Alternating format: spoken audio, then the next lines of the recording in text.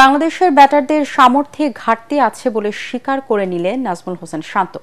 রাওয়ালপিন্ডিতে match পরবর্তী সংবাদ সম্মেলনে টাইগার অধিনায়ক বলেন, তাদের মানসিকতায় আরও পরিবর্তন আনতে হবে। পাকিস্তানের বিপক্ষে জয় দিয়ে টুর্নামেন্ট শেষ করারও কথা বলেন তিনি। রিপোর্ট করছেন SM আশরাফ।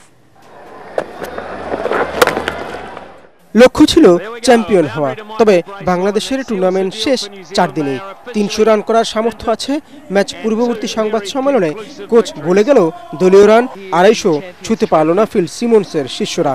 অধিনায়ক বললেন, স্বপ্ন যদি বড় নাই দেখেন তাহলে তা পূরণ হবে কিভাবে, কিন্তু বাস্তবতা যে কঠিন তাও স্বীকার করলেন। আমরা রেগুলারলি 300 করি না, এটা সত্যি, এটা মেনে নিতেই হবে। অভ্যাসটা তৈরি করাটা ইম্পর্টেন্ট, যে রেগুলার কিভাবে আমরা 300 করতে পারি। আমরা হঠাৎ একদিন 2 দিন 300 করি। এই জিনিসটা থেকে বের হওয়ার জন্য আমাদের হয়তো প্র্যাকটিসে বলেন উইকেটগুলো আর একটু বেটার, রেগুলার কিভাবে ভালো উইকেটে খেলা যায়, রেগুলার বড় বড় টিমের সাথে এই ধরনের স্কোর করা যায়, এটা ইম্পর্টেন্ট। 2 ম্যাচে আত্মসমর্পণের পর বাংলাদেশের অধিনায়ক ভবিষ্যতে এসব ভুল থেকে শিক্ষা নেওয়ার কথা বললেন।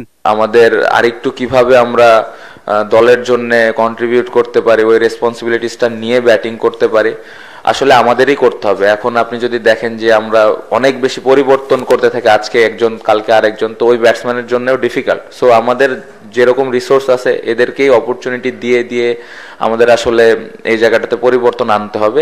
এবারের স্বপ্নটা পুরো না হলেও ভবিষ্যতে ব্যর্থ হতে চায় না বলে জানালেন দলনায়ক। যদি বড় স্বপ্ন নাই দেখি তাহলে আসলে কিভাবে খেলবো। আসলে এখানে তো কম্পিট করতে আসি না, জিততে আসছি।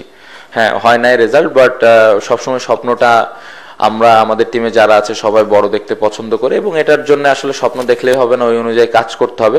27 ফেব্রুয়ারি টুর্নামেন্টের শেষ ম্যাচে পাকিস্তানের মুখোমুখি হবে বাংলাদেশ। আমরা ওভার দ্য ইয়ার্স দেখেছি যে কত কন্ট্রিবিউশন তার টিমের। SM Ashraf, ATN Bangla.